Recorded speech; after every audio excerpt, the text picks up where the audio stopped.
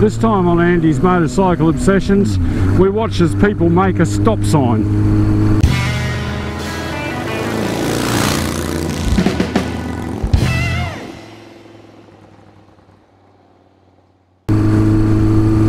Yeah, g'day everybody, welcome back, channel update. So I'm scooting up the right hand lane here, but the left hand lane is at a crawl, and I'll tell you why.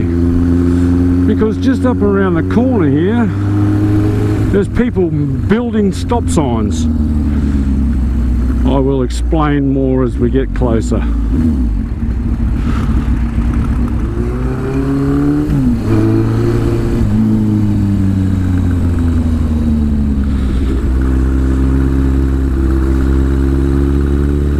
Oh no, there's been an accident or something up here.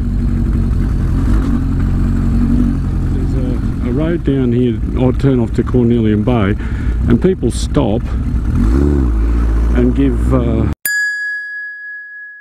way and let people cross. Oh, it's a bike down, and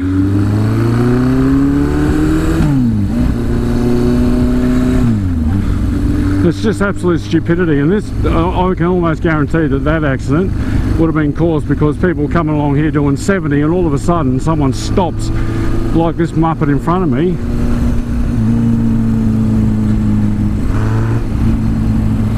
So let people across, you bloody idiots. And what it does is it builds everyone back onto the Brooker. Just have a look at the footage from yesterday. See all these cars stopped here?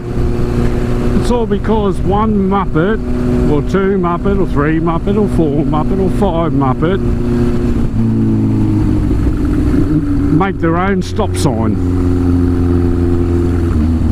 And I'll show you where it is, and it drives me insane. If people all just came along here and did their 70 kilometres an hour, and let the natural gaps in the traffic that appear during the change of traffic lights, everything would be okay. But they think they're being courteous and they stop up here and let people cross. And when they do that, it compounds the issue. It is completely counterproductive. They stop right here and they let these people cross. And mind you, 59 Cadillac. Well, awesome. Anyway, enough of that. Check this out. So the third camera, I did the proof of concept on the last ride for the Rise of Tasmania, where I sort of just bent up a bit of 2mm flat bar. It was pretty flimsy. I've made a better bracket now, but the camera's in my bag because I mounted a critter. I mounted a tripod mount on it, and the little chrome dome nut rattled out when I didn't have a camera in there. So I'll just have to pinch one out of another bit of GoPro kit and super glue it in there so that doesn't happen. But I also got this cool number. So this, I found this on eBay. I'll put the link in the description if I can find it again. And it's indent. It's got a detent in it, a spring-loaded detent. I don't know how it's going to go at high speed or on bumpy roads. But essentially, I can do this. How cool is that? Hello.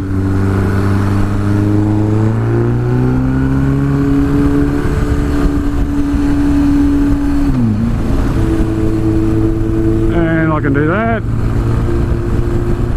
and that, and back around. So I think that's pretty awesome.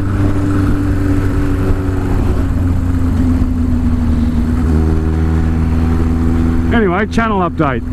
Right, show us your junk. The Ross Motorcycle Rally was on last weekend, and I was hedging my bets on being able to go up there and film a few episodes, which is it's a classic and vintage motorcycle rally. I've got, I went there last year, did a pretty crappy video on it, but if you want to have a look, it's up in the corner. But yeah, so that was my plan, and of course, best laid plans. It poured rain, and I didn't go. I soaked out and stayed home with a dry arse. But that sort of left me in a bit of a difficult position because I didn't have another show shit junk in the can ready to go, so I'll have to bloody rectify that situation. Now, between my wife and I, we own 4 bikes. So I've got 3, she's got 1, it's her scoot. And of those 4 bikes, not one of them is without issue. So 2018 is going to be a bit of work on bikes. First and foremost, most important is my wife's scooter. She wanted to ride it to work today, and it wouldn't start because the battery's flat, and the battery was flat a couple of weeks ago. I just put it down to lack of use, etc. It seemed to go, I put the battery charger on it, it seemed to take a charge, and it worked for a couple of days, and now it's not working again. So I just need to do a bit more exploring. I need to check whether or not, first of all, the charging system's actually working, whether the regulator rectifier's alright, or whether the rotor status assembly is fried. But I'll test that, and then if that's all okay, then we probably just need to buy a new battery. But before I go shelling out Reddy's good Australian doll hairs for stuff I don't need, I'll just do a few quick checks. Then, basket case, that bloody crack in the tank paint pisses me off, but it's not an issue because the bike is running sweet as a nut. But that's something that has to be dealt with. The Honda. So the other day, a couple of weeks ago, I was riding home from work, because the Honda's really good to ride to work. It's just a nice easy bike to ride, doesn't chew a lot of fuel, it's pretty cool, and it starts first kick. So I don't mind riding the little Honda to work occasionally. But I was riding at home, and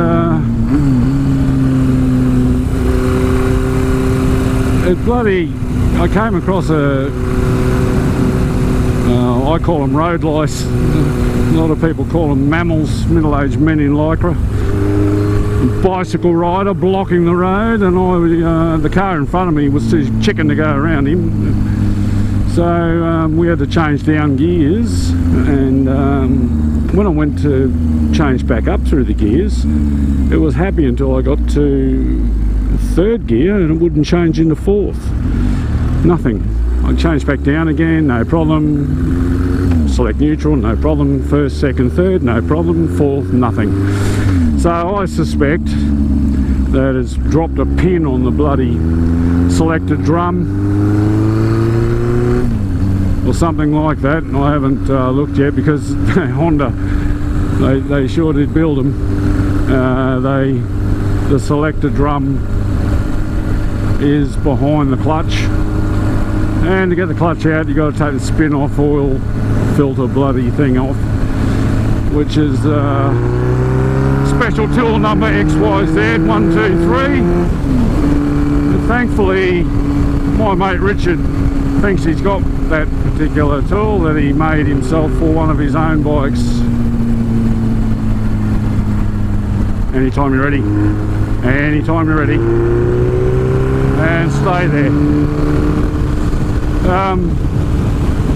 Yeah, he built for one of his own bikes, so with a bit of luck I'll have that.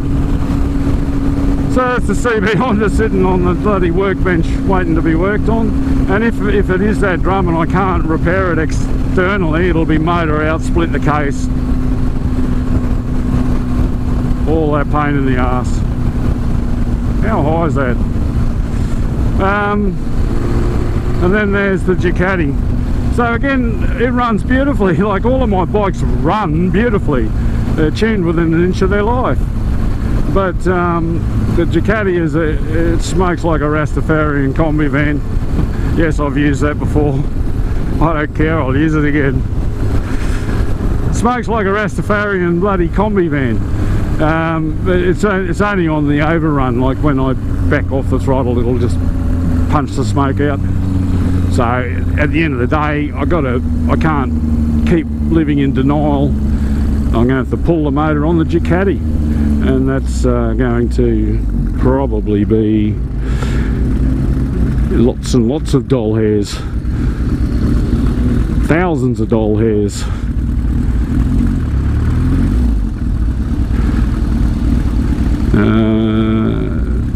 I'm thinking it'll probably be new guides. Hopefully I'll get away with the valves. Be new guides, and then of course everything will have to be re-shimmed. It'll be possibly new rings. Hopefully not new pistons. But we'll do a compression test and that on it, make sure, to see what we're dealing with, and then like the motor's got to come out because you can't get the cylinder head off the vertical cylinder, of course.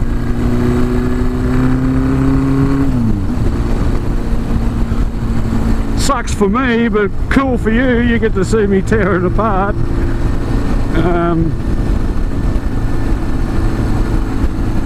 Hopefully Dutchy will get his Z1300 sorted with his ignition, and then we'll do the bloody final drive on that. We've got the XS 1100 Rally next year. I'm going to try and get back up to that, see how we go. I'm not making any promises.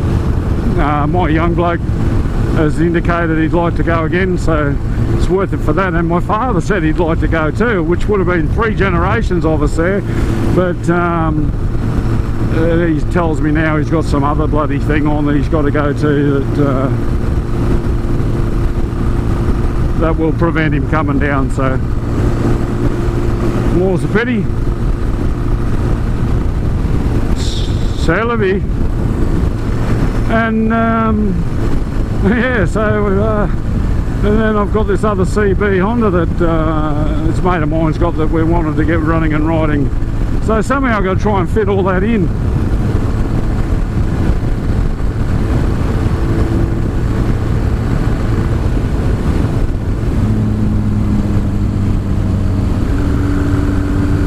So anyway, there we go, we've got an update. No right turns on to Cornelian Bay, you bastards. And if you are going to do it, don't make your own stop sign and just give way, because you saw the carnage this afternoon. You saw what happened yesterday. The reason I've got that footage from yesterday was I was going to film the update then, and then I talked all the way to the front door, and I thought, I'm not showing people where I live. I mean, I often ride around in well, I always usually ride around in a fake suburb. I don't want to give away where we are, but that's cool. Yeah, I didn't, so I thought, oh well, that was a waste of film, but at least I can use that little bit where we saw the 4-door 59 Cadillac. Why, Australia, have we got this obsession with 4-door cars? God, they suck, man. Anyway, that's it from me. Oh no, it's not. Oh yeah, and I've decided to rename Amputee. He's now called Delbear. Who knows, maybe I'll get a sidekick called Halfpenny. But yes, Matt and Del are at it again. It's all, anyway, that's their business. But yeah, I'm going to call it Delbear. Why not? I'll ask him for advice occasionally. Anyway, I'm going. On that note, on that bloody, we were going so well too, weren't we? I didn't even mention it.